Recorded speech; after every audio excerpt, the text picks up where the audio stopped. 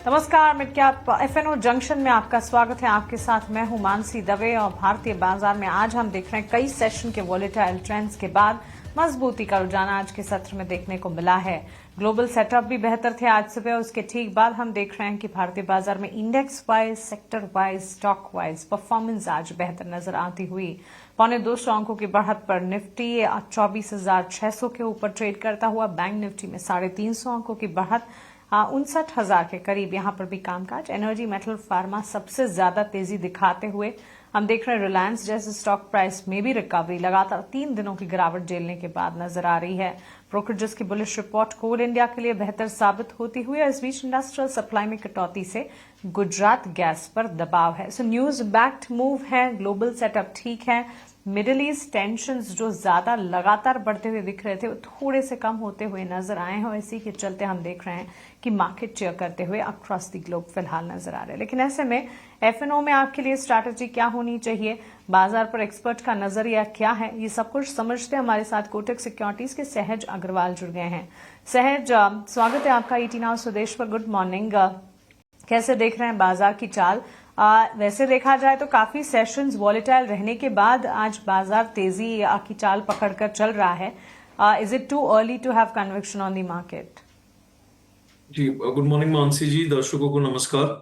आपने बहुत सही बताया कि मार्केट काफी वोलेटाइल रहा है और इनफैक्ट यदि हम थोड़ा सा एक लंबे अवधि का एनालिसिस करें तो 8 से 9 महीने हो गए हैं मार्केट एक रेंज में ट्रेड कर रहा है। 24,300 नीचे के तरफ में और ऊपर में हमने ऑल टाइम हाई को बनाने की कोशिश की, 26,300 आसपास का हाई बनाया, फिर दोबारा करेक्शन ही विटनेस किया है। मेरा ये बहुत स्ट्रांग मानना है कि हम एक ट्रिकी सेटअप में है, क्योंकि आप देखेंगे तो मार्केट पोलराइज्ड है। पोलराइज्ड यानी जो कुछ स्टॉक्स आपके जो अच्छे परफॉर्म कर रहे हैं, पीएसयू बैंक्स ले लीजिए, मेटल ले लीजिए, और कुछ सिलेक्ट स्टॉक्स ले लीजिए, वो बेहतरीन परफॉर्म कर रहे हैं। बाकी ब्रॉडर मार्केट में कहीं ना कहीं या तो आपको जैसे आईटी सेक्टर को ले लीजिए, करेक्शन देखने को मिल रहा है, प्राइवेट बैंक्स का पार्टिसिपेशन नहीं है। तो मेरा ये मानना है कि अभी भी कुछ समय है जहां पे हमारे ट्रेडर दर्शकों को सिलेक्टिव पार्टिसिपेशन पे ही ध्यान देना चाहिए। हर मार्केट कुछ ना कुछ अपॉर्चुनिटीज जरूर देता है। इनफैक्ट अभी भी कुछ अच्छी अपॉर्चुनिटीज अवेलेबल है, बट ब्रॉडली हमारे एग्रेशन को रैशनलाइज करना थोड़ा बहुत आवश्यक है, क्योंकि जियोपॉलिटिकल परिस्थिति भी ऐसी है। कभी आपका अभी मिडिल ईस्ट का टेंशन चल रहा है और कई समय से हम सुन रहे हैं यूक्रेन का इशू भी चल रहा है। और इनफैक्ट ये सब ब्रॉड नंबर्स के बाद भी यदि हम देखते हैं, हम सिर्फ डोमेस्टिक अपनी इकोनॉमी पे भी फोकस करते हैं, तो आपके जो ग्रोथ नंबर्स हैं वो थोड़े उतने एग्रेसिव नहीं आ रहे हैं जितने मार्केट को चाहिए एक एक्साइटमेंट के लिए। तो कहीं ना कहीं सब पैरामीटर्स कंसोलिडेशन की तरफ दर्शा रहे हैं। मुझे बहुत ज्यादा मार्केट नेगेटिव तो नहीं लग रहा है जरूर से। 24,300 का बहुत ही बेहतरीन एक सपोर्ट है मंथली बेसिस पर, जहां पे हमें लगता है कि 24,300 से मार्केट को बाउंस करना चाहिए। और इनफैक्ट आज का जो मूवमेंट है वो एग्जैक्टली उसी के हिसाब से मार्केट चल रहा है। तो मेरा ये मानना है शॉर्ट टर्म में डाउनसाइड जरूर लिमिटेड है, वोलेटिलिटी रह सकती है एक्सटर्नल न्यूज फ्लो की वजह से, बट ये करेक्शन में हमें सिलेक्ट अपॉर्चुनिटीज पे फोकस करके पॉजिटिव बायस के साथ ट्रेड करने का ही ध्यान फिलहाल के लिए रहेगा।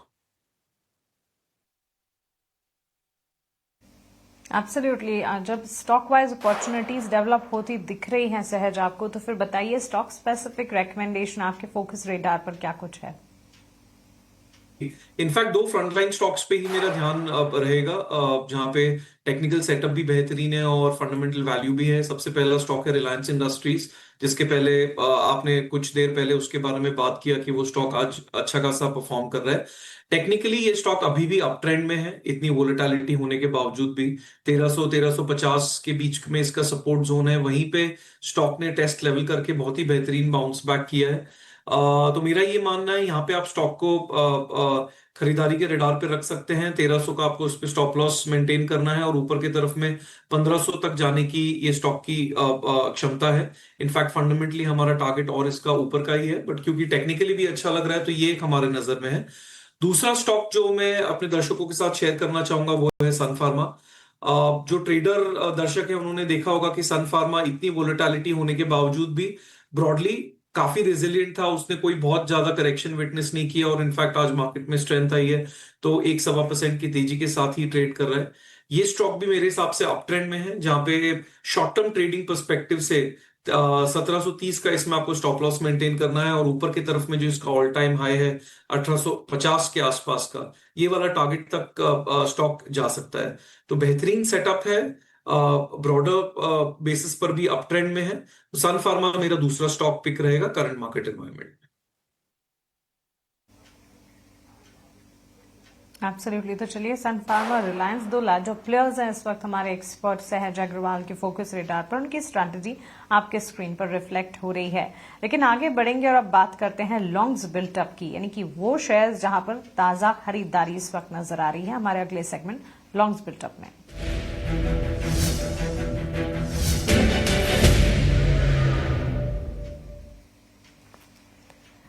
सहज, लॉन्ग्स बिल्टअप के कैंडिडेट लिस्ट को अगर हम देखें, नैल्को है, मैज़गांव डॉक है, हिंडाल्को है और वेदांता है, जहां पर हम देख रहे हैं आज ताजा खरीदारी डेवलप होती हुई नजर आ रही है। सुबह से ही हम देख रहे हैं इनफैक्ट इन स्टॉक्स में मूव टूवर्ड्स अपसाइड देखने को मिला है। 5% की तेजी एज वी स्पीक नैल्को में, मैज़गांव डॉक भी 6% चलता हुआ। वहीं अगर आप देखेंगे सेक्टर वाइज भी इस वक्त बाजार की चाल, मेटल में सबसे ज्यादा एक्शन, सबसे ज्यादा आउट परफॉर्मेंस नजर आ रही है। और diversified FMCG play with in fact dividend friendly in fact Vedanta 3-3.5% की तेजी, हिंडाल्को में 5% की बढ़त। ताजा खरीदारी के इन कैंडिडेट्स पर आपकी राय क्या होगी? जी देखिए, आपके आई थिंक 4 स्टॉक्स में से 3 स्टॉक तो मेटल स्पेस में ही है, और अगेन ये एक ऐसा सेक्टर है जिसने ओवरऑल मार्केट को बहुत ही बेहतरीन तरीके से आउट परफॉर्म किया है। और करंट अनसर्टन जो फिजिकल जो एनवायरनमेंट चल रहा है ग्लोबली, उसमें आई थिंक हार्ड एसेट्स पे थोड़ा सा मार्केट का फोकस रहा है, खास करके कमोडिटीज में, जिसकी वजह से इनमें बेहतरीन मूव रही है। तो मेरा ये मानना है अप ट्रेंड में जरूर है मेटल स्टॉक्स, बट यहाँ पे आपको एक बहुत ही स्ट्रॉन्ग ट्रेडिंग माइंडसेट से काम करना है, बिकॉज इनकी शॉर्ट टर्म में चाल भी काफी बेहतरीन रही है। इन सब स्टॉक्स में से वेदांता हमारा एक प्रेफर्ड पिक है, जिसमें मुझे लग रहा है कि ट्रेंड अगेन पॉजिटिवली बरकरार है। और अगेन हम जब भी कोई स्टॉक देखते हैं तो हम उसमें टेक्निकल प्लस फंडामेंटल का एक कॉम्बिनेशन लगा के देखते हैं, ताकि हमारे ट्रेडर दर्शकों को एक सेंस ऑफ सेफ्टी रहे कि भाई इसमें वैल्यू भी है और हम ट्रेडिंग मोमेंटम के साथ भी ट्रेड कर रहे हैं। तो उस दृष्टि से मुझे लग रहा है कि वेदांता एक प्रिफर्ड पिक रहेगा, जहां पे मोमेंटम के पर्सपेक्टिव से 690 का इसका बहुत बेहतरीन सपोर्ट है, और ऊपर की तरफ में 775 तक का टारगेट इस स्टॉक में जाने की एक्सपेक्टेशन है हमारी। तो वेदांता लॉन्ग बिल्डअप में पॉजिटिवली प्लेस स्टॉक है with strong fundamental value seen. तो ये लॉन्ग बिल्डअप में से मेरा प्रिफर्ड स्टॉक रहेगा दर्शकों के लिए। ये तो चलिए, लॉन्ग्स बिल्टअप के इन कैंडिडेट्स में से ये स्टॉक है जहां पर एक नजर होनी चाहिए। इस बीच कुछ और काउंटर्स जहां पर ताजा खरीदारी देखने को मिल रही है। ऑफकोर्स मेटल पैक से जुड़े स्टॉक्स तो है ही, लेकिन साथ साथ अगर आप देखेंगे सहज बीएसई लिमिटेड में भी आज न्यूज फ्लो है, जिसके चलते हम देख रहे हैं मूव है towards upside. Exchange ancillary platform one of the major next 30 index में एफएनओ की मंजूरी मिलने के बाद ये जोश है। ताजा खरीदारी यहां पर भी बाइंग इंटरेस्ट, और इसी के ठीक साथ साथ एमसीएक्स सीडीएसएल भी चल रहे हैं। जी जरूर, ये स्पेस में इंटरेस्ट है, बट अगेन यदि आप बीएसई इन स्पेसिफिक बात करें और प्योर टेक्निकल व्यू है, ये स्टॉक अगेन 3000 के ऊपर सस्टेन नहीं कर पा रहा है। बहुत समय हो गया इसको। इनफैक्ट लास्ट इसने जून 2025 में 3000 का रेजिस्टेंस बनाया था, उसके बाद में अभी हाल फिलहाल फरवरी में भी ये लेवल टेस्ट किया, बट सस्टेन नहीं कर पाया और करेक्शन आया। और आज I am sure news based एक पॉजिटिव आउटलुक है। प्योर ट्रेडिंग पर्सपेक्टिव से इसको स्टॉक को देख सकते हैं, बट 3000 के रेजिस्टेंस लेवल को मैं ज्यादा हाईलाइट करना चाहूंगा, क्योंकि वो एक इसका ट्रेंड रेजिस्टेंस लेवल है। तो यहां से no doubt short term trading perspective से बाय कर सकते हैं। इसका जो टेक्निकल सपोर्ट है वो 2600 के आसपास नजर आ रहा है, और एट बेस्ट ऊपर की तरफ में 3000 के आसपास जरूर इसमें थोड़ा कॉशियस हो जाना चाहिए। बीएसई पे ये राय रहेगी। एब्सोल्युटली 3000 के लेवल के पास एक कॉशियस नजरिया, ये राय बीएसई लिमिटेड पर फिलहाल बनती हुई। लेकिन चलिए, लॉन्ग्स बिल्टअप यानी ताजा खरीदारी की कैंडिडेट्स पर तो हमने हमारे एक्सपर्ट की राय जानी, लेकिन शॉर्ट कवरिंग जहां पर बिकवाली छटती हुई नजर आ रही है। उन स्टॉक्स का जिक्र अब कर लेते हैं। सहज BEL ये स्टॉक में शॉर्ट कवर होते हुए नजर आ रहे हैं और करीब 4% की तेजी पर ये काउंटर इस वक्त कामकाज करता हुआ। PFC REC पर भी नजर होनी चाहिए। ऊपरी स्तरों से हल्के हुए हैं, लेकिन शॉर्ट कवरिंग के कैंडिडेट्स में ये भी शामिल रहे। हमने देखा दिन की शुरुआत से लेकर अब तक तेजी की चाल पकड़ी है इन स्टॉक्स ने भी। शॉर्ट कवरिंग के एनकाउंटर्स इन कैंडिडेट्स पर आपकी राय क्या होगी? जी, दो स्टॉक्स पे राय दूंगा मैं यहाँ पे। एक पीएफसी का बहुत मेजर रेजिस्टेंस है 430 का। और अगेन ये मैं क्यों हाईलाइट कर रहा हूं, क्योंकि ये एक ट्रेंड रेजिस्टेंस है इसका, राइट। तो कई बार हम शॉर्ट टर्म ट्रेडिंग के पर्सपेक्टिव से स्टॉक पे ध्यान दे देते हैं, पर उसका एक बड़ा जो आउटलुक है वो दर्शकों को ध्यान में रखना बहुत ही आवश्यक है। स्टॉक 430 को क्रॉस करने में बहुत दिक्कत पा रहा है, इसके लिए वो एक रेजिस्टेंस लेवल का जरूर ध्यान रखिएगा। तो जब तक वो क्रॉस नहीं करता है, मैं इस स्टॉक पे थोड़ा सा अपना आउटलुक रिजर्व रखना चाहूंगा और फ्रेश ट्रेडिंग बाउंस बैक के लिए भी इसमें मैं पार्टिसिपेट नहीं करना चाहूंगा। एज अगेंस्ट दैट, यदि हम बीएल की बात करते हैं तो बहुत ही सुंदर, बहुत ही बेहतरीन पॉजिटिवली प्लेस्ड स्टॉक है ये। इसका जो एक प्रीवियस रेजिस्टेंस लेवल था 430 का, उसको स्टॉक ने मंथली बेसिस पर क्रॉस करके आज तीसरा महीना है उसी के ऊपर सस्टेन कर रहा है। तो बीएल जरूर से प्रिफर्ड पिक है शॉर्ट कवरिंग कैंडिडेट के लिए। और इसमें जो लेवल्स शॉर्ट टर्म के नजर आ रहे हैं फिलहाल के लिए 462 463 के आसपास ये ट्रेड कर रहा है। इसका मैं जो एकदम शॉर्ट टर्म ट्रेडिंग में डबल बॉटम बनाया था 444 का, ये मैं एक इसका सपोर्ट मान के चलूंगा। और ऊपर की तरफ में मैं मानता हूं ये स्टॉक मोमेंटम के अंदर 500 की तरफ भी जा सकता है। तो बीएल एक बहुत ही बेहतरीन short covering candidate with support of 444 अच्छा लग रहा है। एब्सोल्युटली। तो चलिए, ये राय शॉर्ट कवरिंग के इन कैंडिडेट्स पर हमें मिलती हुई है। इसके अलावा भी शॉर्ट कवरिंग जो है ONGC, ऑयल इंडिया जैसे काउंटर्स, ग्लेनमार्क लाइफ जैसे काउंटर्स पर होती दिख रही है, जहां पर करीब 2 से लेकर 3% के गेन्स हैं and slow and eventual upbeat यहां पर, यानी कि लेवल्स जो डाउन साइड के थे, गिरावट या कमजोरी जो थी, बिकवाली छटती हुई नजर आ रही है। एक छोटे से ब्रेक के लिए यहां पर रुकेंगे। ब्रेक के उस पार जब वापस लौटेंगे तो ताजा बिकवाली के कैंडिडेट्स पर हमारे एक्सपर्ट से उनकी राय जानेंगे।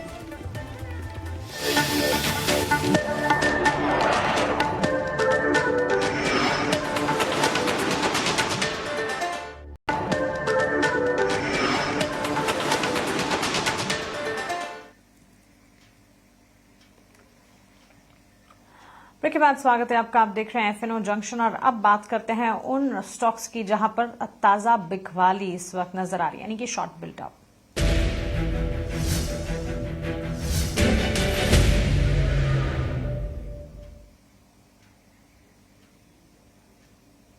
सहज, स्विगी, परसिस्टेंट, HCL टेक्नोलॉजीज, ये तमाम स्टॉक्स हैं जहां पर इस वक्त जो है ताजा बिकवाली नजर आ रही है। शॉर्ट्स बिल्टअप होते हुए हम देख रहे हैं। वैसे कई सारे काउंटर्स जहां पर गिरावट है इस वक्त, लेकिन इसमें ये इटर्नल स्विगी तो है ही है और उसके अलावा मिड कैप IT प्लेज से जुड़ी कुछ चुनिंदा कंपनियां, KPIT टेक्नोलॉजीज, एम्फैसिस, परसिस्टेंट, इन तमाम में भी गिरावट का रुझान है। क्या राय होगी? ये आईटी स्पेस ओवरऑल एक प्रेशर में ही रहा है और अभी भी फिलहाल के लिए उसमें कोई रिस्पाइट नजर नहीं आ रहा है। तो मोमेंटम इस सेक्टर में पॉजिटिव साइड पे नहीं है, वो तो आई थिंक हर ट्रेडर बहुत श्योर होगा। बट फिलहाल ये स्टॉक्स अपने एक वैल्यू फेज में चल रहे हैं, जहां पे एक लॉन्ग टर्म इन्वेस्टमेंट अपॉर्चुनिटी जरूर है इनमें। शॉर्ट टर्म बेसिस में और करेक्शन इनमें जरूर आ सकता है। इन सब स्टॉक्स में से मेरे हिसाब से HCL टेक एक ऐसा स्टॉक है जिसने एक टेक्निकल रेजिस्टेंस सपोर्ट लेवल के आसपास चल रहा है 1320। बट क्योंकि ये सेक्टर पे ओवरऑल बायस नेगेटिव है, मेरा ये कंडीशनल सजेशन रहेगा कि यदि ये स्टॉक 1320 तोड़ता है तो इसमें आप फर्दर और सेलिंग प्रेशर एक्सपेक्ट कर सकते हैं। क्यों मैं कंडीशनल दे रहा हूं, क्योंकि स्टॉक ने ऑलरेडी एक वर्टिकल करेक्शन दिया है और यदि नेक्स्ट लेवल ऑफ करेक्शन इसमें आना है तो फिर इसका एक जो नीचे का सपोर्ट लेवल है वो ब्रीच करना बहुत ही आवश्यक होगा। तो 1320 यदि टूटता है तो आप इसमें फिर एक कंडीशनल शॉर्ट कर सकते हैं 1380 का स्टॉप लॉस रख के। और नीचे की तरफ में 1250 तक का ट्रेडिंग टारगेट रहेगा। तो 1320 ब्रेक करने का वेट कीजिए, उसके बाद में इसको शॉर्ट कर सकते हैं। बाकी सब स्टॉक्स मुझे थोड़े लैकलस्टर नजर आ रहे हैं, कोई बहुत स्ट्रॉन्ग टेक्निकल सेटअप उनमें फिलहाल के लिए मैच्योर होता दिख नहीं रहा है। ओके, तो चलिए ये राय फिलहाल हमें मिलती हुई। इस बीच एक और मेजर प्लेयर है कोल इंडिया, जिस स्टॉक में हम देख रहे हैं लगातार दूसरे दिन तेजी के साथ कारोबार देखने को मिला है।